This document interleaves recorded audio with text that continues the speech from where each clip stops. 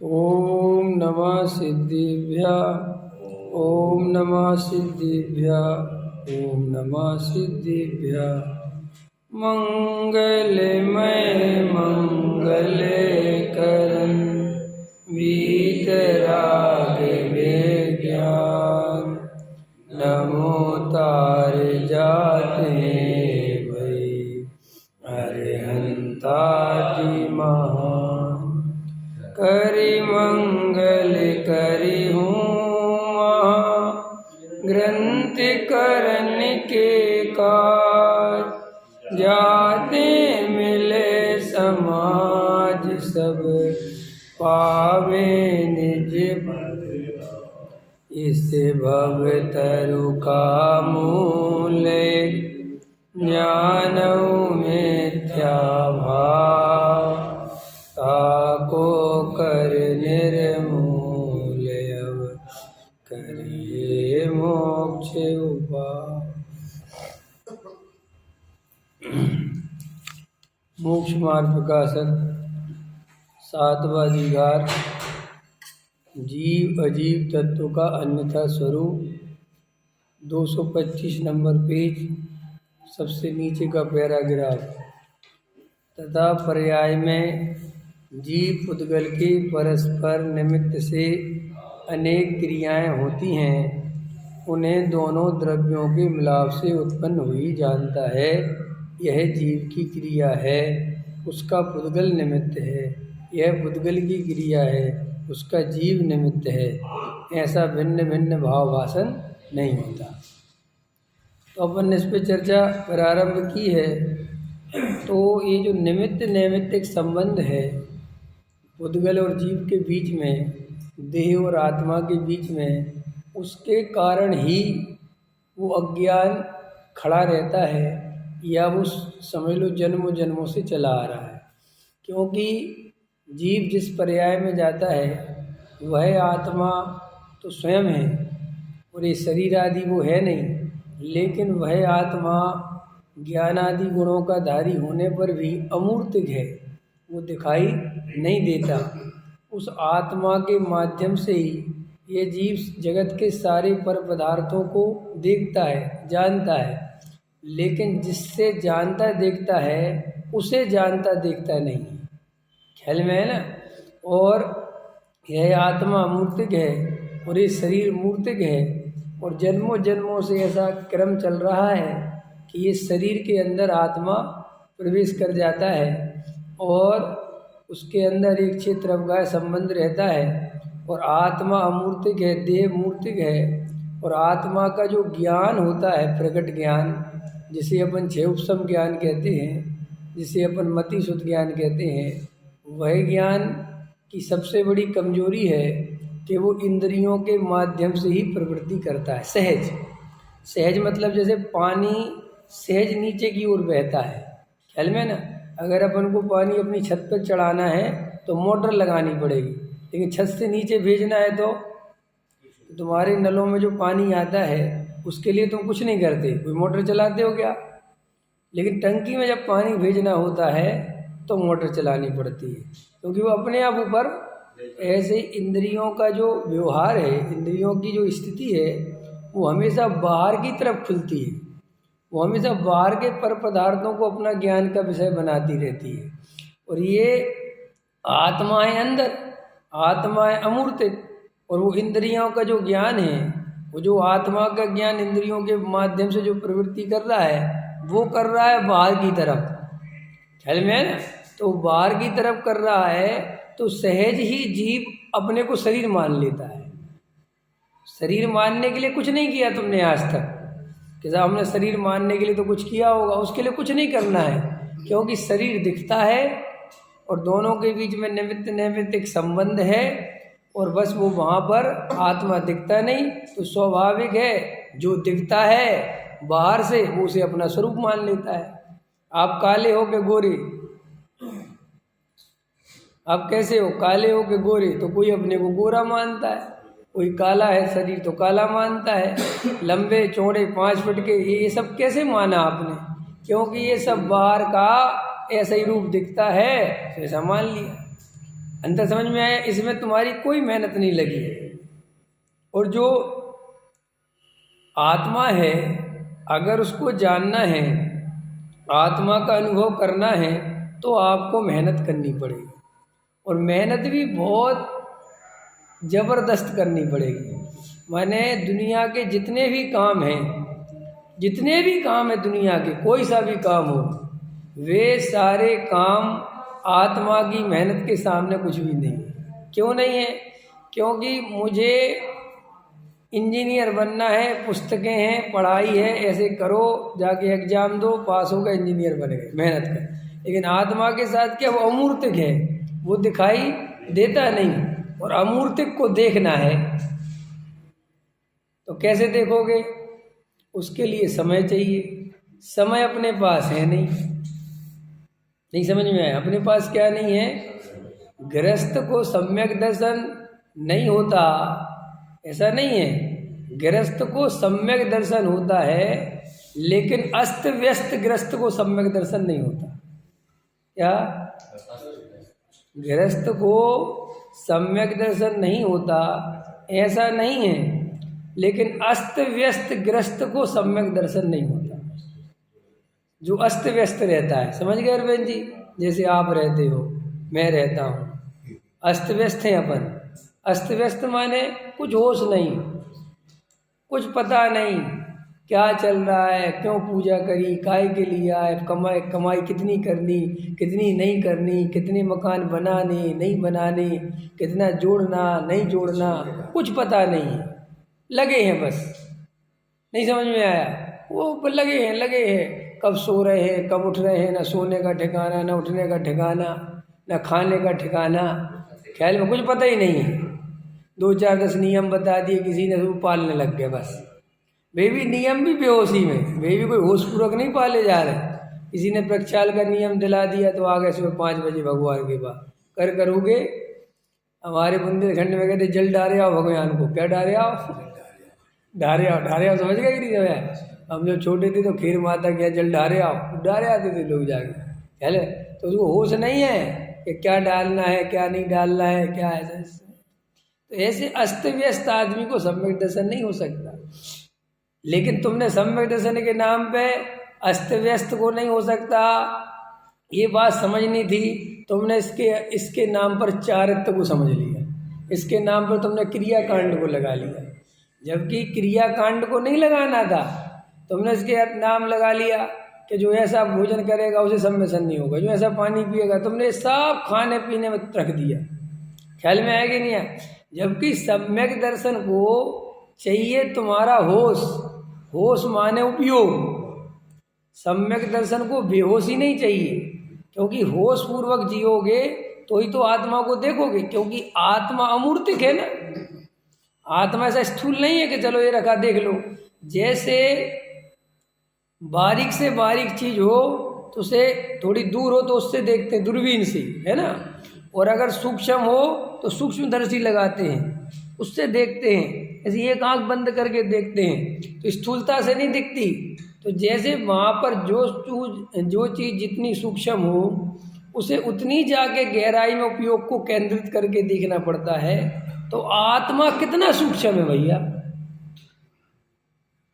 आत्मा कितना सूक्ष्म है, और उसे तुम दुकान को याद करते करते पाना चाहते हो। नहीं समझ में आया? पैसे कमाने में लगे हो और उसे आत्मा पाना चाहते, तो सब कमाना छोड़ो नहीं, अस्त व्यस्त होके कमाते हो, ये गलती है। मर्यादा में नहीं कमाते। मर्यादा समझते हो कि नहीं समझते? अच्छा, मर्यादा का अर्थ कर देता हूँ। क्या होता है मर्यादा का अर्थ? मर्यादा का ये अर्थ नहीं होता कि 10 लाख कमाऊंगा 20 लाख, ये बिल्कुल बकवास बात है। करो मर्यादा का अर्थ करो। क्या अर्थ है मर्यादा का? एक गणित सिखा दूंगा और एक गणित आज फॉर्मूला सिखा दूंगा, ये जिंदगी में कहीं भी लगा लेना, समझ में आ जाएगा कि करना क्या है। देखो भाई, एक फॉर्मूला ये है कि आत्मा पाने के लिए उपयोग चाहिए। क्या चाहिए? आत्मा पाने के लिए क्या चाहिए? उपयोग। आत्मा इस बात से नहीं मिलता, या मिलता है कि तुमने 10 लाख कमाए कि 50 लाख कमाए कि 50 करोड़ कमाए, इन बातों से कोई फर्क नहीं पड़ता। तुम 10,000 करोड़ के मालिक हो कि 10 करोड़ के मालिक हो कि 10 लाख के मालिक हो, इससे आत्मा का कोई लेना देना नहीं है। तो मर्यादा का अर्थ क्या है? मर्यादा का अर्थ है कि तुम ऐसे पैसे कमाओ कि तुम्हारा योग उपयोग कम से कम लगे। चाहे वो 10 करोड़ कमा सकते हो तो 10 करोड़ कमा लो। क्या हमें क्या चाहिए बदले में? योग उपयोग। मान के चलो तुम्हारी एक फैक्ट्री है और वो 2 घंटे में तुम्हें 1 करोड़ रुपए कमा के देती है। कितने घंटे में? 1 घंटे में 2 करोड़ कमाओ, कोई टेंशन नहीं, चलेगा। लेकिन एक तुम्हारी दुकान है और तुम्हें भाई साहब 12 घंटे लगाने पड़ते हैं और कमाते तुम 2,000 रुपये हो, तो वो कहते जो नुकसान का सौदा है। और तुमने धर्म में क्या कर रखा है? 2,000 वाले को तो 2,000 कमा रहा है उसे तो मानते हो आप परिग्रही, और जिसके पास 10 करोड़ आ रहे हैं उसे क्या मानते हो? पापी, परिग्रह। जबकि पापी की ये परिभाषा नहीं है। पापी की नई परिभाषा सुनो। जो जीव अपना योग उपयोग केवल और केवल बाहरी चीज़ों में लगा के रखते हैं, व्यापार धंधे में लगा के रखते हैं, वे ही असली पापी हैं। समझ में आया? 10 करोड़ कमाते कि 10 लाख कमाते, इससे कोई फर्क नहीं पड़ता। ये तो पुद्गल की संपदा है। तुमने कितने मकान बनाए ये पाप का कारण नहीं है। तुमने मकान बनाने में अपने जीवन का कितना बढ़िया समय गवा दिया, ये असली बात है। तुमने कितना बड़ा महल बनाया, ये कोई बड़ी बात नहीं है। तुमने महल बनाने में अपना योग उपयोग रूपी संपदा सारी खर्च कर दी, ये पाप है। अंदर समझ में आया? तो भैया हमने क्या किया? अस्त व्यस्त ग्रस्त। तुमने क्या कर दिया? ग्रस्त सो भ्रष्ट। नहीं समझ में आया? तुमने क्या अर्थ कर लिया? तुमने धर्म में सारे जितने भी अर्थ निकाले हैं जीवों ने, मैं देखता हूं सारे अर्थ जैनियों ने तो कम से कम कभी भी योग उपयोग की चिंता करी नहीं। जैनियों के यहाँ सारी चिंता का विषय है जीव राशि, किसमें कितने जीव मरते हैं। ख्याल में आया कि नहीं आया? कहाँ जीव बच जाए, ये नहीं खाना, ये नहीं खाना, ऐसे बनाना, ऐसे करना, ऐसे रखना, ऐसे उठाना, ऐसे मत चलना। ये भी बहुत अच्छी बात है, ये गलत बात है ऐसा नहीं है, लेकिन तुमने इसे ही धर्म समझ लिया। इससे ज़्यादा गलत बात कुछ भी नहीं। तुमने कुएं के पानी पीने को धर्म समझ लिया। अंतर समझ में आएगा? ये मूर्खता की हद है, ये कोई समझदारी का लक्षण नहीं है। भाई हम गृहस्थ हैं तो हम 2 टाइम आत्मा का ध्यान नहीं करते, ये गलती है। गृहस्थ होना गलती नहीं है, अच्छे समझ लो। क्या कहा मैंने? गृहस्थ होना कोई अपराध नहीं है, लेकिन तुम गृहस्थ में ऐसे उलझे हो, ऐसे लगे हुए हो कि आत्मा की तरफ ध्यान नहीं देती, अपराध है। और सुनो, तुमसे भी ज्यादा अपराधी वे मुनि हैं जो मुनि बन गए और आत्मा की तरफ ध्यान नहीं देते। कि क्यों? कि वे जगत से श्रद्धा भी ले रहे हैं, नमोस्तु भी ले रहे हैं और काम कर नहीं रहे। तुम तो कम से कम किसी का नमस्कार तो नहीं ले रहे। तुम्हें कोई नमस्कार तो नहीं करता रमेश जी? हैं? गांधीनगर जाते तो नमोस्तु मुस्तु तो नहीं करता कोई? है नहीं साहब, हमें तो कोई नहीं करता। करवाना है? नहीं करवाना? हाँ। तो भैया गहराई से विचार करो। हम गृहस्थ हैं तो इसका मतलब अपराध ये नहीं कि हमने गृहस्थी बनाई, अपराध ये है कि तुमने आत्मा का ध्यान नहीं लगाया। तुमने गृहस्थी में ही सारा जीवन लगा दिया, ये अपराध है। और बुढ़ापे तक में लगाए जा रहे हैं। 60 साल के हो गए, बच्चों की शादी कर दी, फिर भी लगाए जा रहे हैं, लगाए जा रहे हैं। ख्याल में आएगा? और तुमने धर्म को प्राप्त करने का साधन प्रतिमा को समझ रखा है, विधानों को समझ रखा है, पूजा करने को समझ रखा है, पहाड़ चढ़ने को समझ रखा है, भोजन की मर्यादा करने को समझ रखा है। 2 टाइम ही खाएंगे जी, एक ही टाइम खाएंगे जी, ऐसा उबला हुआ पानी पिएंगे। अरे भाई, इनसे सम्यक दर्शन नहीं होता, 3 काल में नहीं होता। और जिसे सम्यक दर्शन होता है और जब भी होता है वो आत्मा के अनुभव से होता है। इसीलिए आत्मा का अनुभव कैसे हो, इस पर आपका जोर होना चाहिए। ख्याल में आया? ये चर्चा निमित्त नैमित्तिक के माध्यम से चल रही है कि देह और आत्मा के बीच में इतने निमित्त नैमित्तिक संबंध हैं कि अगर तुम अस्त व्यस्त रहोगे तो तुम कभी नहीं देख पाओगे कि देह और आत्मा अलग अलग हैं। क्या कहा मैंने? अस्त व्यस्त रहोगे, व्यवस्थित नहीं रहोगे, वेद ज्ञान करने नहीं बैठोगे, बैठना पड़ेगा। सुनो सुनो, इसका भी अर्थ खोल देता हूँ कि साहब आप ये भी तो बताते हो कि चलते फिरते घूमते कहीं भी रहते हुए वेद ज्ञान हो सकता है। हो सकता है, पक्का हो सकता है, नहीं हो सकता नहीं कह रहा, लेकिन उसी का होगा जो बैठ के एकांत में भी गहरा विचार करता होगा, तभी तो बनेगी वो लाइन। अरे लोग में भी ऐसा है ना, एक बच्चा व्यवस्थित पढ़ता हो समय पर, फिर वो दिन में भी वो दिमाग में दोहरा सकता है, क्योंकि सुबह 2 घंटे पढ़ा है ना उसने बैठ के, तो फिर वो दिन भर में वो धारा चलेगी। लेकिन तुम व्यवस्थित हो ही नहीं, तुम बैठ के तत्व विचार करते ही नहीं, एकांत में अपने को समय देते ही नहीं, तो फिर भाई साहब तुम्हारा कहाँ से चलेगा?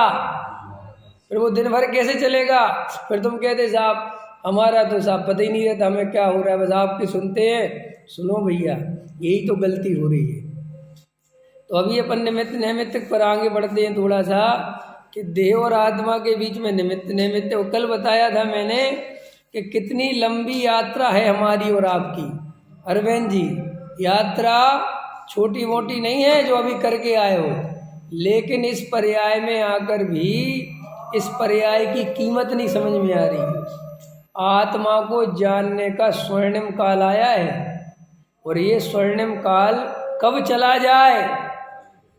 देखो भाई, रुपया पैसा मकान दुकान तो तुम भी जानते हो कि इस पर्याय के आगे जा नहीं सकता। जा सकता है? जा सकता हो तो बताओ। खाली रुपया पैसे मकान दुकान की बात नहीं है, तुम्हारा पुत्र, तुम्हारी पत्नी, तुम्हारा शरीर, कोई भी तुम्हारा इस देह के बाद छूटने के बाद अगर साथ में जा सकता हो तो बताओ। पक्की बात है, नहीं जा सकता। लेकिन अगर तुमने आत्म तत्व को ग्रहण किया तो यहाँ पे भी साथ में रहेगा, और जहाँ भी जाओगे वहाँ साथ में रहेगा। क्यों? क्योंकि तुम आत्मा हो, शरीर संयोग नहीं हो। और शरीर और संयोग तो नियम से हमारे और आपके छूटने ही छूटने, उसमें क्या सोचना। पकड़ में आ गई बात? तो देखो भैया, अपने को वेद ज्ञान पर चर्चा बढ़ा रहे हैं। कल अपन ने शरीर से वेद ज्ञान बताया था ना, कि देह संयोगों से वेद ज्ञान, शरीर से वेद ज्ञान। तो संयोगों से वेद ज्ञान ही तुम्हें कठिन लग रहा है, तो देह से वेद ज्ञान कितना कठिन होगा? समझ में आया? और देह से वेद ज्ञान जितना कठिन है, उससे अनंत गुना राग आदि से वेद ज्ञान कठिन है।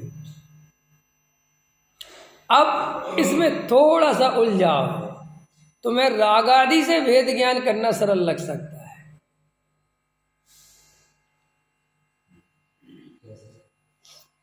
जबकि है कठिन, लेकिन तुम्हें सरल लग सकता है। क्योंकि राग आदि से वेद ज्ञान करना कई जीवों को इसलिए सरल लगता है कि राग आदि उनका डायरेक्ट कुछ भी नहीं लगता। नहीं समझ में? उनको राग आदि से ज़्यादा लेना देना हमारा आपके प्रति राग है। क्या कह रहा हूँ? मेरा आपके प्रति राग है, मुझे राग से कोई लेना देना नहीं कि क्यों है, मुझे आपसे लेना देना है। राग मेरा नहीं है ये कहना बहुत आसान है, लेकिन मेरा बेटा मेरा नहीं है ये कहना बहुत आसान नहीं है। क्यों? क्योंकि राग है अंदर, और राग से तुम्हें कुछ समझ में आए इतनी तो तुम्हारी दृष्टि है नहीं। तुम्हारी दृष्टि बाहर पूरी पड़ी हुई है, तुम अंदर तो बोलते तुम्हें तो राग आदि से न्यारा हूँ, लेकिन तुम्हें राग आदि से न्यारा करना इसलिए आसान रहता है कि तुम्हें राग आदि से कुछ लेना देना है ही नहीं। तुम्हें तो लेना देना है बाहर की चीज़ों से। इसलिए लोग से कहो कि राग आदि भिन्न है, कहते भिन्न हो, कहते 10 रुपये ये जो तुम्हारी जेब में रखे ये किसके हैं? ये तो मेरे हैं। अंतर समझ में आया कि नहीं? क्योंकि उसे पैसे से सुख दिखता है, पैसे से क्या दिखता है? राग से ना उसे सुख दिखता है ना दुख। पकड़ रहा? बहुत गहरी बात कह रहा हूँ ना, अभी ऐसे समझ रहे हो, इतनी गहरी कह रहा हूँ कि ये कहने वाला ना मिले तुम्हें कोई, जो मैं कहने जा रहा हूँ। राग इसलिए गुरुदेव के साथ ऐसा बहुत हुआ कि उनने राग आदि से भेद ज्ञान बताया कि राग आदि तुम्हारा नहीं है पुण्य। ये लोगों को समझ गया हो साहब, बिल्कुल ठीक, ख्याल में आया कि नहीं आया? बिल्कुल साहब, बिल्कुल सही, एकदम परफेक्ट। अब गुरुदेव को ये पता नहीं था कि जितने बदमाश हैं कि जिस शरीर से वेद ज्ञान नहीं करते, नहीं समझ में आया उनको। ये नहीं पता था कि ये जो है स्त्री पुत्र मकान दुकान है पूरी तरह चिपके हुए, और यहाँ राग आदि से और राग आदि से भेद ज्ञान करना आसान बहुत है, क्योंकि वहाँ हर्रा लगे न फटकरी रंग चोको हो जाए, कुछ करना धरना है नहीं। आप 5-10 मिनट आँख बंद करी, मैं तो राग आदि से भेद, मैं तो बनाया बना भगवान हूँ, मैं तो भगवान ही हूँ, मैं तो शुद्ध हूँ, ऐसा कर लिया। और अंदर ही अंदर 2 काम होते हैं इससे, अहंकार पुष्ट हो जाता है। एक तो अहंकार की पुष्टि हो जाती है कि मैंने कुछ कर लिया, और फिर मैं मूल तत्व जानता हूँ। क्या जानता हूँ मैं? मूल तत्व। वहाँ के लोग तो क्रिया कांड में लगे हुए हैं, इन मूर्खों को क्या खबर, समझ तो उनको मूर्ख समझता है, अपने को बड़ा हीरो समझता है और अपना अहंकार पुष्ट करता रहता है।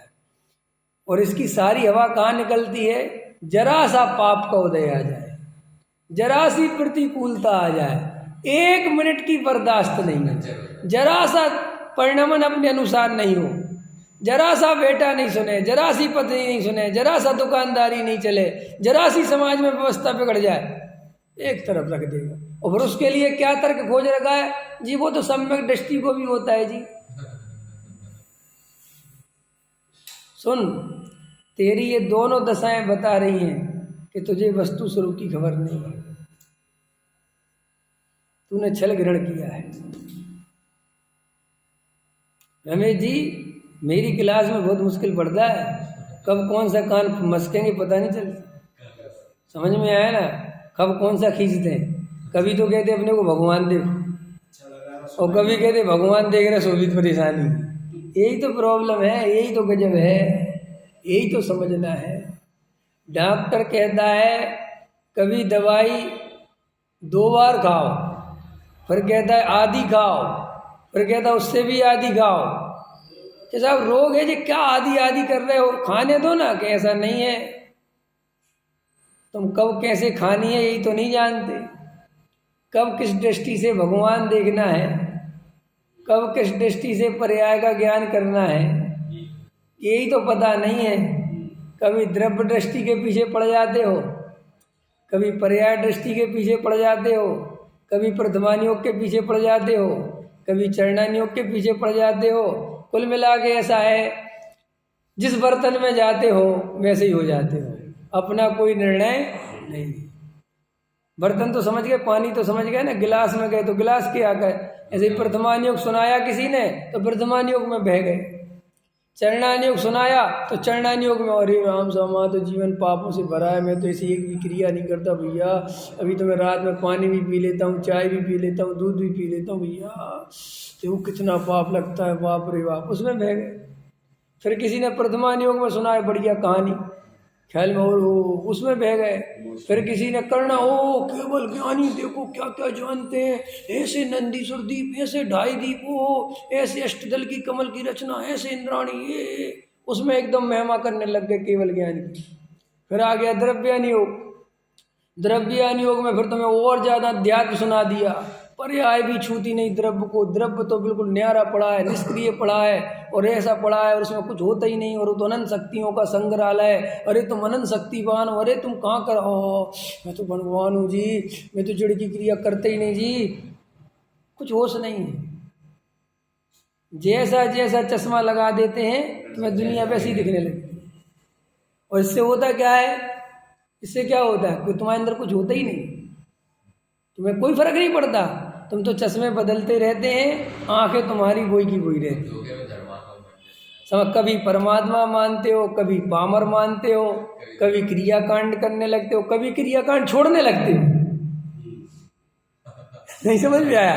किसी ने क्या किसी ने क्रिया कांड का महत्व बता दिया तो कल से को पानी भाई साहब देख देख के पीने लग जाए, छान छान के पीने लग जाए। अरे भैया उनने बताया था ऐसे करना, बहुत अच्छे पंडित जी आए अपने यहाँ, पंखा नहीं चलाना। समझ में आया कि नहीं आया? भैया हम नहीं चलाएंगे। फिर 2-4-6 दिन पंडित जी की बात याद रही पंखे की, फिर एकदम धीरे धीरे दूसरे माहौल में आ गए। अब हमारे जैसा पंडित आ गया, उसने कहा चलाओ। उन्होंने कहा क्या तो सही था, गर्मी तो बहुत है, चला समझ दो, सुनो चला दो। लग तो खुद को भी रही थी, समझ में, चला दो कि वो अब उनकी बात कमज़ोर पड़ गई, अब तुम्हारी बात भारी हो गई। समझ में आया कि नहीं आया? फिर तीसरा आया, उसने कोई तीसरी बात बताई, वो चालू हो गया।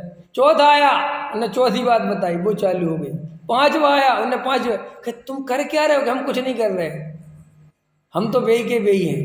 ये तो नमूने आते हैं, बताते हैं, हम सबके अनुसार चलते रहते हैं और फिर 2-4 दिन बाद भूलते हैं। हमारे अंदर कुछ भी नहीं है, हम तो सबको मूर्ख बनाने का धंधा खोल रखा है। विवेक जी की सभा में बैठते तो ऐसा लगता है विवेक जी को कि हम ये हमारी बात समझ रहे हैं, समझ, और हमारी बात समझ के मान रहे हैं। और दूसरा विद्वान आता तो उसे लगता है कि जी हमारी बात समझ रहे हैं।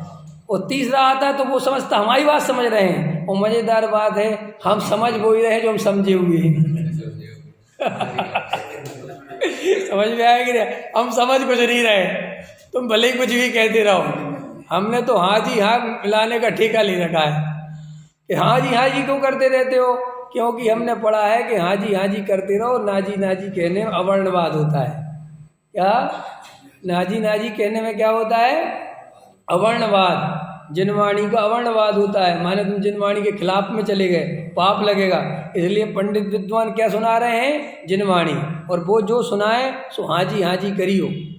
समझ में आया? ना जी बिल्कुल मत करियो। कि समझ में नहीं आए तो भी हाँ जी करियो, क्योंकि वहाँ समझने के लिए नहीं बैठे हो, वहाँ तो सिर्फ अनुमोदना करने के लिए बैठे हो। काहे के लिए बैठे हो? जिनवाणी काहे के लिए सुन रहे हो? समझने के लिए कि जिनवाणी सुनने के लिए? सुनने और समझने में समझते हो? नहीं समझते। बताता हूँ, सिक्कों में गुरुवाणी चलती है। क्या चलती है? 24 घंटे। तो कभी तुम नोटिस करना, उनके वो आते रहते वीडियो वगैरह देखना, उनमें सुनने का कुछ, समझने का कुछ भी नहीं। वे समझते बिल्कुल नहीं है। वहां सिर्फ सुनना ही धर्म है। गुरुवाणी तुम्हारे कानों में पड़ जाए तो उनका सिस्टम है, वे जाएंगे उसका वो करेंगे और बैठ के 5 मिनट सुन के चले जाएंगे। 5 मिनट में भी क्या सुनना, इससे मतलब नहीं। वो एक सिस्टम है कि भाई आओ 5 मिनट गुरुवाणी कानों में पड़ गई तो चले जाओ। तुम्हारे यहाँ भी ऐसे ही है। तुम्हारे यहाँ सिर्फ समझने का ढोंग करते हैं, समझते बिल्कुल नहीं। तुम भी गुरुवाणी सुनते हो, ख्याल में आया कि नहीं आया? बस चुपचाप सुनते रहो और निकल जाओ। कि कैसे पता पंडित जी आपको? कि तुम्हारा जीवन बताता है कि तुम कुछ नहीं समझते। क्योंकि 10 साल तो मुझे हो गए, ख्याल है, सुनाते सुनाते, और 10 रुपये का फर्क नहीं है। ख्याल में आया कि नहीं आया? और सुनो, फर्क नहीं है ये तो छोड़ो, जब कोई आता है तब भी मैं आके देखता हूँ। ख्याल में आया ना? तो नहीं, जब से हाँ जी चलती रहती है। कि क्यों? कि कहीं भी अंदर जागृति नहीं है, कहीं भी होश नहीं है कि ये बात किस अपेक्षा चल रही है, इसका क्या अर्थ है, इसमें क्या अर्थ निकल रहा है, ये बात सही है कि नहीं है, ये बात कैसे कही गई, कुछ नहीं। कि नहीं साहब, हम तो सिर्फ अंदर से तो सब समझते हैं। अंदर से सब समझते हो तो भी कोई एक्शन नहीं है जीवन में, तो वो समझना क्या मतलब? एक्शन समझते हो? एक्शन माने बदलाहट, विचार, गहरा विचार। दिन भर में ऐसा विचार चलने लगे कि भाई साहब 2-4 दिन बाद तो आपके मन से ऐसे प्रश्न निकलने लगे कि भैया हम रोज तत्व विचार कर रहे हैं और हमें जी बाधा आ रही है। ख्याल में है कि नहीं? अंदर जो है आप जो कह रहे हैं वो भाव बनते नहीं। हम देखते अंदर हमें बहुत ही परिणाम चलते। ये सब क्यों हो रहा है? क्योंकि अभी भी इस अवसर की कीमत पता नहीं है कितना कीमती है। देखो भाई, ये जो जीवन है ना, ये जीवन में सबसे बड़ी एक स्थिति ये है मनुष्य की कि जो चीज़ इसे सहज और सरलता से मिलती है, इसकी उसे कीमत पता नहीं चलती। पक्का पता है ना, है कि नहीं? और जो चीज़ बड़ी मुश्किल से मिले, बहुत मुश्किल से मिले, हमारी हर चीज़ में आदत है। देखो, तुम 200 रुपये की शर्ट खरीदो, तुम्हारा पहनने का स्टाइल बदल जाता है, और 2000 की रखने का पहनने का स्टाइल बदल जाता है, और 20,000 की और 2 लाख की अंदर पड़ता है कि नहीं पड़ता?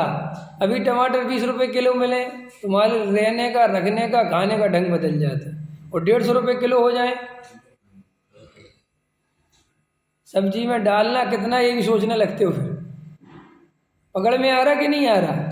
तुम्हारी 2 ही आदतें पड़ी हुई हैं। कीमत तुम वस्तु की नहीं देखते, तुम उसकी वैल्यू लगाते हो। हर चीज़ की क्या लगाते हो? वैल्यू।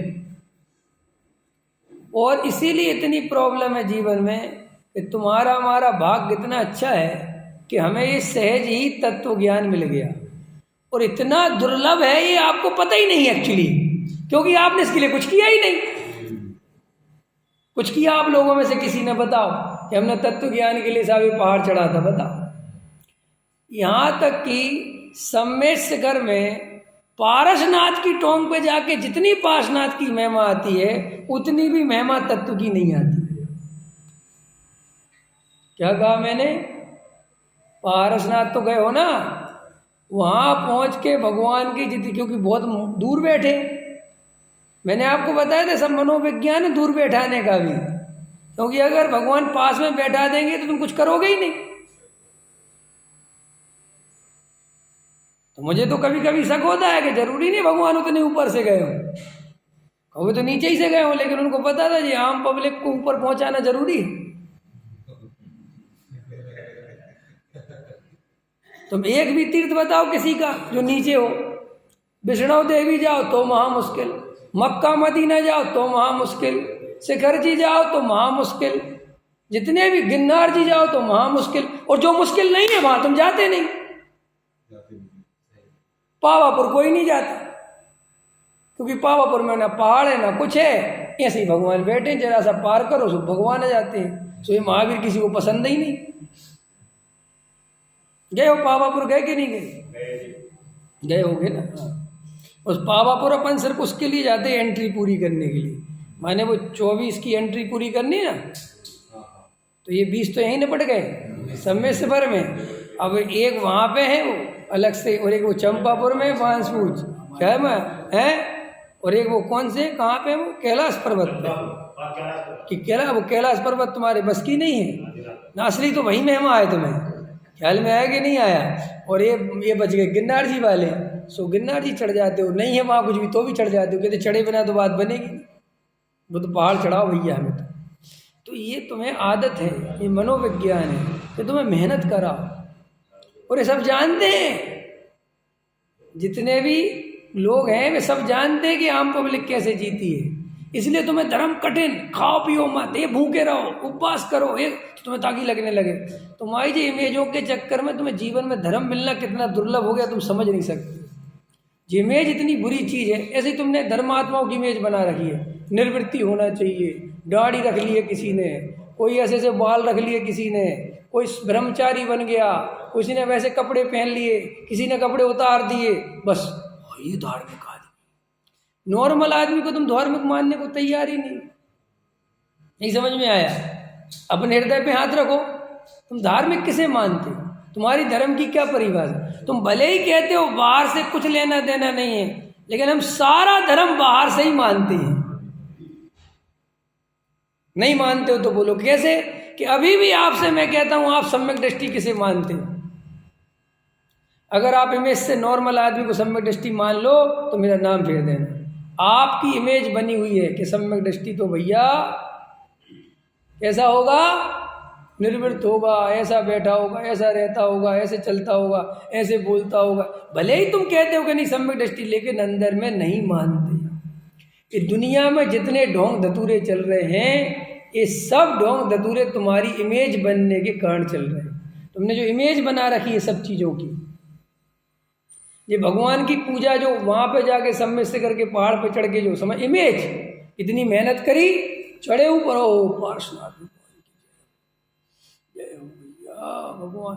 क्यों? तो मैं क्या समझा रहा था कि ये तत्व ज्ञान जो वास्तव में महादुर्लभ है। अरे दौलत राम जी तो कहते हैं कि चिंतामणि रत्न पर्याय, चिंतामणि रत्न वो समुद्र में गिर जाए जैसे उसका मिलना मुश्किल है, ऐसे ही त्रस की पर्याय में आना मुश्किल है। माने एक इंद्री से दो इंद्री हो जाए इतना मुश्किल है, और फिर 2 से 3, 3 से 4, 4 से 5 और 5 से संगी इतना मुश्किल है।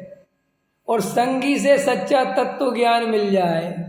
अब हमें ये तत्व ज्ञान मिल गया, हमने कुछ किया है नहीं, इसलिए हमें इसकी कोई वैल्यू समझ में आती नहीं।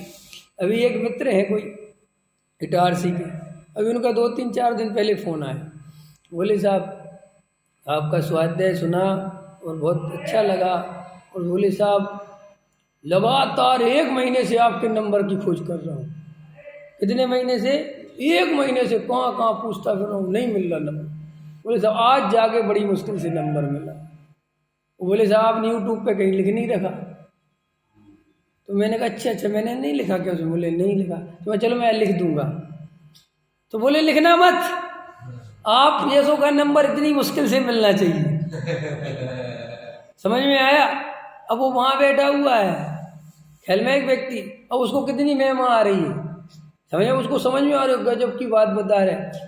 तो ये सब जितनी दुर्लभ आदत पड़ेगी ना, मनोविज्ञान दुर्लभता, इसलिए मैं कहता हूँ तुम तत्व को थोड़ा दुर्लभ बनाना सीखो। क्या बनाना सीखो? तुम्हें क्योंकि मनोविज्ञान है कि दुर्लभता से मिलेगा तो ही महिमा आएगी, सहजता से मिलेगा तो महिमा नहीं आएगी। तो भैया बार बार विचार करो, इस सब जगह से विचार करो कि देखो संसार में कितने जीव हैं, अनंत अनंत जीवों में से कितने जीव संगी पंचेंद्री हैं, संगी पंचेंद्री में कितने कम जीव हैं जिनके पास एक तत्व ज्ञान है। तत्व ज्ञान में मेरा भाग्य खुल गया, मेरी लॉटरी लग गई कि मुझे बात सुनने समझने मिल गई, और ऐसी तर्क युक्तियों से सुनने समझने मिल गई कि कहीं पर भूल रहने का चांस ना बचे। न निश्चय की अधिकता होती है, न व्यवहार की अधिकता होती है, न अव्याभास होता है, न निश्चयाभास होता है, न व्यवहाराभास होता है। सीधा अगर पुरुषार्थ करो तो सम्यक दर्शन होता है। न पंथ न देखो भाई, पंथ संप्रदाय से निकलना भी आसान है, थोड़ी कठिन बात। पंथ संप्रदाय से निकलना भी थोड़ी आसान है, हालांकि यह बहुत कठिन, क्योंकि जी पंथ संप्रदाय का मोह भी आसानी से नहीं छोड़ता। मैं लेकिन ऐसे व्यक्तियों को जानता हूं कि पंथ संप्रदाय का भी मोह छोड़ दिया, लेकिन इमेज का मोह नहीं छोड़ पाए। क्या कहा मैंने? पंथ संप्रदाय का तो मोह छोड़ दिया, लेकिन ज्ञानी की जब भी बात आएगी तो या तो दाढ़ी वाले को मानेंगे, या कोई ब्रह्मचारी हो उसको मानेंगे, कोई त्यागी वृत्ति उसको मानेंगे। सामान्य व्यक्ति को जो तुम्हारे जैसा हो बिल्कुल, उसको ज्ञानी नहीं मान सकते। तुम्हारी ज्ञानी, तुम कहते हो कि हम उन्हें आत्मा के कारण ज्ञानी मानते हो, तुम उन्हें आत्मा के कारण ज्ञानी नहीं मानते। जिन्हें भी मानते हो तुम मानते हो कुएं के पानी के कारण। क्या कहा मैंने? तुम्हें लगता है कि नहीं साहब वो तुम बाहर नहीं देखते, तुम बाहर नहीं देखते, तुम्हें क्या लगता हम काय के कारण मानते? अरे साहब उनको आत्मा का पूरा वो है ना, आत्मा का तो मुझे भी पूरा है, समझना ध्यान से। आत्मा को तो बहुत लोगों को है, लेकिन तुम ज्ञानी किसे मानते हो? जो पंखे नहीं चलवाए। अंदर देखना ध्यान से, तुम्हें लगता है कि नहीं साहब ऐसा नहीं, अरे ऐसा ही है। किसी भी कीमत पर तुम एक अपने जैसे आदमी को ज्ञानी मानते हो या मान सकते हो तो बता दो। उल्टा मैं तो कभी कभी लोगों से ये तक कहता हूँ जो मुझसे मिलना चाहते हैं, मैं कहता मत मिलो, दूर से तो तुम मुझे ज्ञानी समझ रहे हो और पास में मिलते ही अज्ञानी समझोगे। क्योंकि जो तो हमारे ही जैसा है, ना तो मेरा कोई आश्रम है, नहीं समझ में आया, ना कोई बाहर का पहनावा है, ना कुछ है, तुम्हारे जैसा हंसता हूँ, तुम्हारे जैसा खाता हूँ, तुम्हारे जैसा रहता हूँ। समझ में आया कि नहीं? तो मैं दूर से तो जो मुझे दूर है बेचारे, वे तो मुझे इसी ड्रेस में देखते कि नहीं देखते हैं? उनको तो कुर्ता पजामा दिखता होगा रोज, और जिस दिन मुझे वो जीन्स टी शर्ट में देखेंगे और चश्मा लगा के देखेंगे और बाइक चलाते हुए देखेंगे, कहेंगे यार ये क्या हुआ, पंडित जी है वो, ये क्या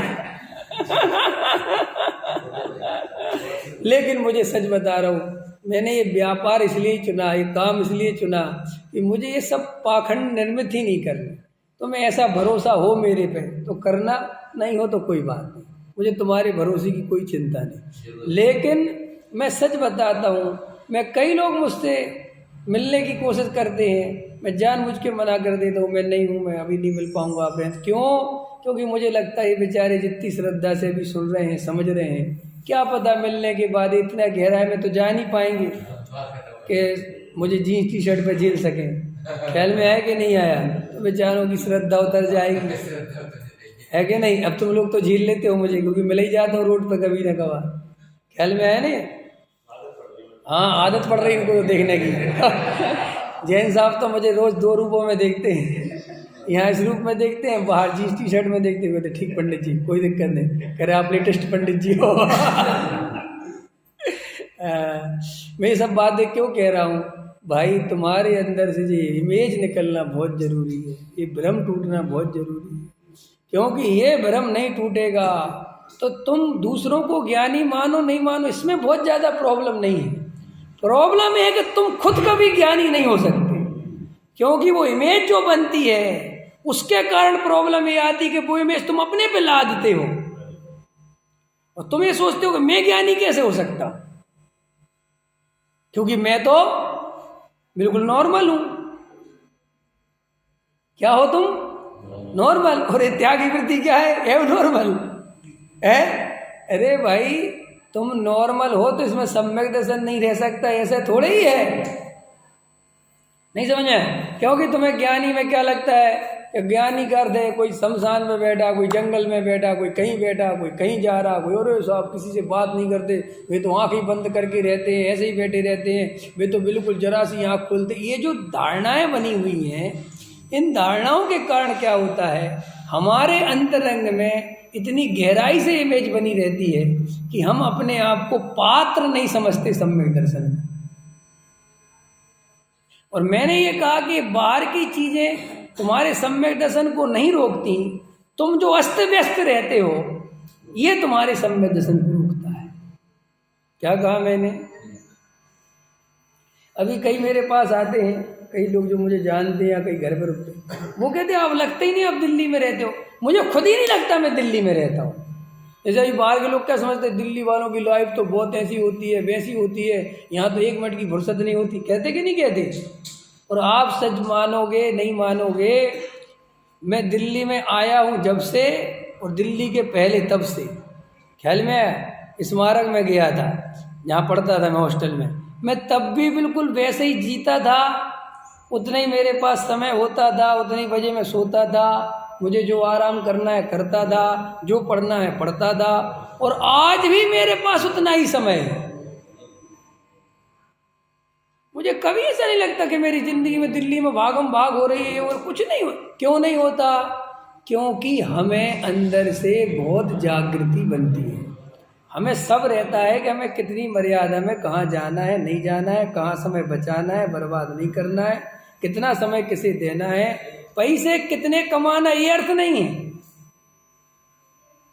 पैसा कितना कमाना है ये पूछोगे तो मुझे अरब रुपए कमाना है, घड़ना मत। लेकिन मैं अरब रुपए के विरोध में नहीं हूँ, लेकिन अरब रुपए के लिए मैं 24 घंटे नहीं लगाऊंगा। 4 घंटे में तुम अरब रुपए कमा सकते हो, 1 मिनट में लो 4 घंटे लाओ अरब दो, नहीं समझ, मैं मना नहीं करूँगा बिल्कुल भी। लेकिन तुम ये कहो कि तुम्हें 24 घंटे लगाने पड़ेंगे तब अरबपति बनोगे, इससे अच्छा मैं झोपड़ी में रहना पसंद करूँगा, अरबपति बनना पसंद नहीं करूँगा। क्योंकि मेरा ये भाव पैसे के लिए नहीं मिला। पैसा मिल जाए मुझे उसकी कोई विरोध में नहीं हूँ, लेकिन मैं पैसे के लिए भाव नहीं लगा सकता। अंतर उपयोग नहीं समझे जैन साहब? आपने 4 घंटे दुकान खोली उदाहरण के लिए, 100 ग्राहक आ जाए तो विरोध नहीं, 200 आ जाए तो विरोध नहीं, 1000 आ जाए तो विरोध नहीं, लेकिन दुकान 4 घंटे से 5वें घंटे नहीं बोलेंगे। ये है आपकी समझदारी। और कई मूर्ख ऐसे हैं कि जी हम तो 2 ही ग्राहक लेंगे, तो 2 घंटे तो जाना ही है। नहीं समझ में आया? परिग्रह परिमाण व्रत ले लो। क्या होता है परिग्रह परिमाण व्रत लेने से? परिग्रह परिमाण व्रत लेने की जगह उपयोग परिमाण व्रत ले लो।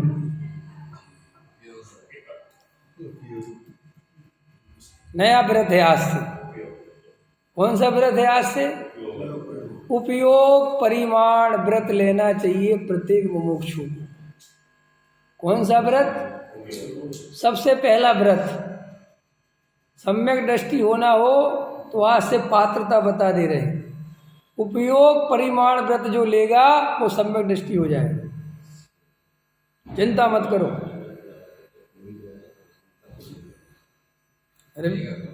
रमेश जी हैं, तुम्हारी सारी दुकान बेच दो और सारा पैसा मुझे दे दो, उससे भी ज़्यादा महत्वपूर्ण बात है नहीं बेचे तो ठीक है, नहीं बेच रहे, लगी रहो। ख्याल में आया कि नहीं आया? मैं क्यों कह रहा हूँ, इतनी इम्पोर्टेंट बात है ये। अपने उपयोग को बचाना सीखो। अगर सम्यक दर्शन लेना, अरविंद जी अभी भी उपयोग खर्च कर रहे हो। आपस में बात करने से अच्छा मेरी सुन लिया करो रे भाई। हाँ अरे भाई तो क्या, तो कोई बात नहीं, आप मोक्ष चले जाओगे जी, आप एक ही बातें करते रह जाएंगे। यही है संसार का स्वरूप, चिंता मत करो बिल्कुल। जो दूसरों के बारे में सोचेगा, वो जिसके बारे में सोचेगा वो तो मोक्ष चला जाएगा और तुम यहीं रह जाओगे। जिनको दूसरों की बहुत चिंता है ना, इन बेचारों को मोक्ष मार्ग मिल जाए, इन बेचारों को मोक्ष मार्ग मिल जाए, समझ लेना उनका तो मुझे पता नहीं, तेरा गया। जगत की चिंता कभी नहीं करना, अपनी चिंता करना। जगत का चिंतन मत करना, अपना चिंतन करना। अरे भाई क्यों जगत के बारे में सोच सोच के परेशान हो? कुछ नहीं रखा। तो मैं क्या बता रहा था, राग से भेद ज्ञान करना सरल है। कैसे सरल है भेद ज्ञान करना? क्योंकि राग से तुम्हारा डायरेक्ट कुछ लेना देना नहीं। तुम्हें लगेगा हमारा तो डायरेक्ट लेना देना है, राग से डायरेक्ट लेना देना है जो अंतर्मुखी है। कौन किसका है? अंतर्मुखी तो समझते हो ना, जिसकी अंतरंग पे दृष्टि है वही तो राग से लेना देना है। जिसकी दृष्टि ही सारी बाहर है उसको क्या लेना देना? उसके लिए उदाहरण दे दूं, मुकेश जी वेद ज्ञान करो कि विश्वास नगर अपना नहीं है।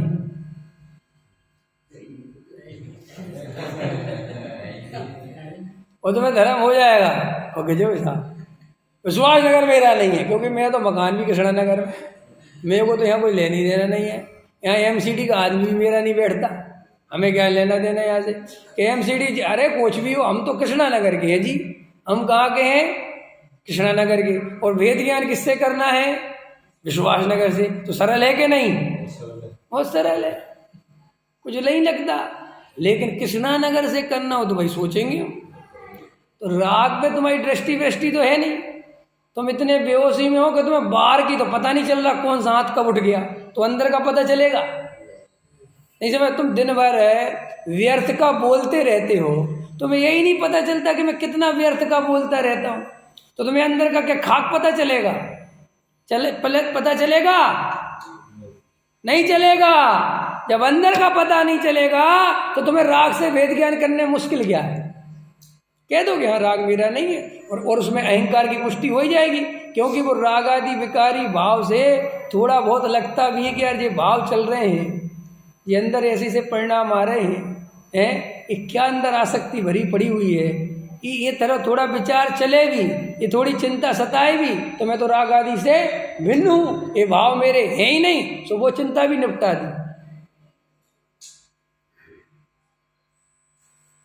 खूब कमाते रहो और कहते रहो अरे कमाने वाला मैं हूं ही नहीं जी।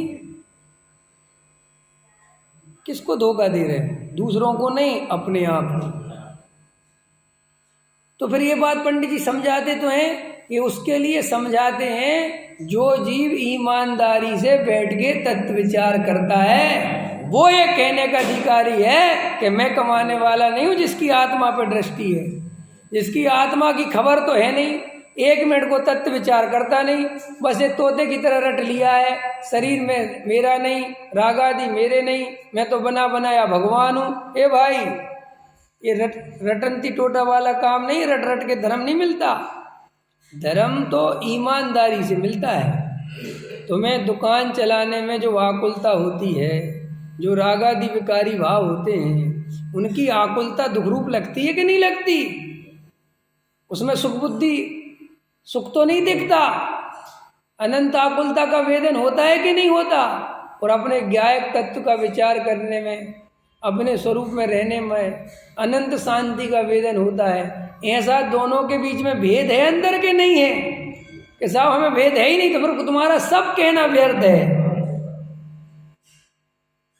धूप और छाव तो समझते हो ना, तो छाव का वेदन और धूप का वेदन अलग अलग है कि नहीं? अरे हाँ या ना? और धूप और छाव का वेदन जिसे अलग अलग नहीं होता हो, तो वो धूप और छाव की कितनी बातें करे, सब बेईमानी है कि नहीं? सब झूठी है कि नहीं? ऐसे ही तुम कितनी समयसार की बातें करो, कितनी आत्मा की बातें करो, कितनी बढ़िया से बढ़िया चर्चा करो, और तुम्हें अंदर है आकुलता और निराकुलता का वेदन में भेद ही नहीं है, तो तुम्हारा कहना सब बेकार हो गया कि नहीं हो गया? पकड़ में आया कि नहीं आया? तो अभी तो मैं समझा रहा था कि संयोग से वेद ज्ञान कितना कठिन, फिर उससे कठिन देह से वेद ज्ञान कठिन, उससे 1000 गुना वेद ज्ञान कठिन राग आदि भाव से है, लेकिन ईमानदार आदमी के लिए। किसके लिए? अब ईमानदार पे आ जाओ। ईमानदार करते हैं कि जो जीव वास्तव में आत्मा का ध्यान करते हैं, जिन्हें वास्तव में आत्मा की सच्ची प्यास है, जिन्हें वास्तव में आत्मा का अनुभव करना है, वे जीव शरीर आदि संयोग आदि से तो वेद ज्ञान कर लेते हैं, क्योंकि वो उतना कठिन नहीं है। लेकिन जब अंदर वो जाके देखते हैं, तो अंदर जो भाव चल रहे होते हैं, वे उन भावों में एकत्व करते हैं। वे ये समझते हैं कि भाव तो मैं ही कर रहा हूँ, ये राग आदि भाव तो मेरे ही हैं। ये उन जीवों की दशा है जो अत्यंत मंद कसाई हैं। किन जीवों की दशा है? ये तो मैंने तुम्हें तीव्र कसाई की कहानी सुनाई। कौन सी? जो राग आदि से वेद ज्ञान करता रहता है और स्त्री पुत्र मकान दुकान में पागलों की तरह लगा रहता है, ये तीव्र कसाई का लक्षण है। अब आ जाओ मंद कसाई। तो जो मंद कसाई जीव होते हैं, वे बाहर से तो बेचारे सुलझ जाते हैं, ख्याल में है ना, क्योंकि उनकी इतनी कसाई है ही नहीं, तो उनको विषय भोग भी नहीं चाहिए, संयोग भी नहीं चाहिए। वो सब कहते हैं कुछ दम नहीं, मुझे तो अपने अपने अपने आत्मा चाहिए, समझ लो परिणाम सुधारने हैं। अब ये किसकी चिंता है? जो परिणाम वाले। किनकी परेशानी है राग आदि से भेद ज्ञान करना? जो परिणामों को अपना स्वरूप मानते हैं। हाँ, जिनकी अंतर्मुख माने, जिनकी आत्मा की सच्ची खबर नहीं और परिणाम सुधारना चाहते हैं, तो वे जीव यहाँ राग आदि में अटकते हैं। वे सारी ताकत कहाँ लगाते रहते हैं? शुभ भाव में। काहे में? उनको ऐसा ध्यान करने बैठे, हाँ, सम्मेश्वर का पहाड़ जब तक दिखता रहा, पार्श्वनाथ दिखते रहे, तब तक तो ठीक। और जैसे ही उनको किसी स्त्री का चेहरा दिख गया, या जैसे ही उन्हें कोई दुकान दिख गई, या कुछ और दिख गया, या बेटे का विकल्प आ गया, सो वे अपने को पापी मानते हैं। सो ऐसे जीव उस शुभ और अशुभ भाव के झूले में झूलते रहते हैं। वे कभी उससे भिन्न त्रिकाली ध्रुव भगवान आत्मा की दृष्टि नहीं कर पाते। तो ऐसे जीवों के लिए वो राग आदि से भेद ज्ञान बहुत मुश्किल है। क्यों? क्योंकि वो आत्मा का ही विकार है। समझो अब खतरनाक बात, क्योंकि उस व्यक्ति को ये समझाना तो बहुत सरल है, स्त्री पुत्र मकान दुकान नहीं तुम्हारे नहीं है। क्यों समझाना सरल है? क्योंकि सबको समझ में आता है कि देखो साहब, ये देह पड़ी रही, आत्मा निकल गया, बात खत्म हो गई। देख लो साहब, ये स्त्री पुत्र मकान दुकान तुम्हारा साथ दे रहे हैं, तुम्हारे सिर में दर्द हो रहा है, पत्नी कुछ कर पा रही है, ये बात समझ में आ गई। इसमें कुछ ऐसी कोई बड़ी बात नहीं, उस ख्याल में आता है कि सही बात है, और ख्याल में भी आता है और दुनिया में हर जगह कहते भी और दिखता भी है। क्या कहते हैं? सब स्वार्थ के हैं साथी, कोई कुछ साथ नहीं देता। अरे सब स्वार्थ के हैं, ऐसे हैं वैसे हैं, और ये तो मिट्टी है, मिट्टी का तन है, मिट्टी का मिल जाएगा, लकड़ी का खिलौना, लकड़ी में जल जाए, बोलते कि नहीं बोलते सब। हाँ, लेकिन जो अंदर भाव है, जो अंदर परिणाम है, वो तो सारी दुनिया कहती है इन परिणामों का फल मिलेगा, इन भावों का फल मिलेगा। जे फल तो जे भाव तो आत्मा ने ही करे हैं। तो उसको ये बात बिल्कुल भाई जमती भी है, क्योंकि भी आत्मा कर ही रहा है, घबरा नहीं। अब उसको मैं ये जब समझाने बैठता हूं कि ये रागादि भी तेरा नहीं है, ये विकार भी तेरे नहीं है, बस वो यहाँ गच्चा खा जाता है। वो कहता बहुत हो गई तुम्हारी बकवास, वहां तक तो मैं समझ सकता हूं, लेकिन ये रागादि मेरे नहीं है, ये तो भाई साहब बिल्कुल गलत है। और शुभ भाव और शुभ भाव एक जैसे हैं, ये नहीं चलेगा। तो वो बेचारा वहां अटक जाता है। और जो दूसरा वाला था ना, इसे ना शुभ भाव से कुछ लेना देना था, ना शुभ भाव से कुछ लेना देना था, और इसे तो बढ़िया दुकान चलानी थी, बढ़िया खाना पीना था, मस्ती मारनी थी। और इसको सुनाया कि तुम तो भगवान, उन्होंने कहा बहुत अच्छा जी, हम टेंशन फ्री। नहीं समझ में आया, क्योंकि हमें तो वैसे ही ज़्यादा सोचना नहीं। अब ये दोनों ही को मोक्ष मार्ग नहीं मिल पाएगा। इसका जीवन मंद कसाय में चला जाएगा, इसका जीवन तीव्र कसाय में चला जाएगा, और वेद ज्ञान रह जाएगा। और असली धर्म होता है इन दोनों से भेद ज्ञान जो कर सके, ये वाला पहाड़ भी चढ़ सके, और ये राग आदि वाला पहाड़ जब आ जाए तो इसको भी भेद कर सके। तो आत्मा चौथे पहाड़ पे है। पहला पहाड़ है संयोग, दूसरा पहाड़ शरीर, तीसरा पहाड़ रागादि विकारी भाव। जब ये 3 पहाड़ पार करो तो फिर नेमिनाथ की टोंग आ जाती है। समझ में आ गई नहीं आया? फिर नेमिनाथ मिल जाते हैं गिरनार जी में, चौथी टोंग पे। ऐसे ही यहाँ चौथी टोंग पे भगवान आत्मा मिलता है। लेकिन दुनिया में बामुश्किल बहुत कम जीव, ना जाने कितने कम उंगलियों पे गिन लो, जो चौथी टोंग तक पहुंचते हैं। अधिकतर का जीवन तो पहले ही पहाड़ में जा रहा है। क्या? पहले ही में ही उन्हें अपनी देह तक की चिंता नहीं है। पता है तुम्हें कि नहीं? दुनिया में ऐसे भी लोग हैं जो अपने शरीर में नहीं खाते, अपने बच्चों को खिलाते हैं। ऐसे लोग हैं दुनिया में? नहीं। कैसी बात है? अगर पंडित जी हम खुद ही हैं, हम खुद हैं। नहीं अब नहीं है, अब भले ही नहीं हो क्योंकि पैसा ज़्यादा हो गया। अब तुम भी खा सकते हो काजू किशमिश और बच्चों को भी खिला सकते हो, लेकिन आज भी पैसा कम हो जाए तो तुम काजू किशमिश बच्चे को खिलाओगे, खुद नहीं खाओगे। पकड़ में आ गया संयोग। दूसरे नंबर पे आओ, देह वाले। अधिकतर दुनिया अपने शरीर की चिंता में लगी हुई है। सुबह योगा भागेंगे, ये जिम भागेंगे, ये करेंगे, ऐसा खाओ ऐसा खाओ, इससे शरीर स्वस्थ रहेगा। सारी चेतना काय में लगी हुई है? दूसरा पहाड़। तीसरा पहाड़ अत्यंत मंद कसाई है। सुबह पूजा पाठ करते हैं, प्रक्षाल करते हैं, मर्यादा पूर्वक भोजन करते हैं, बहुत बढ़िया बाहर की क्रियाएं पालते हैं, सब चीज़ें देख देख के रखते हैं, देख देख के उठाते हैं, देख देख के चलते हैं।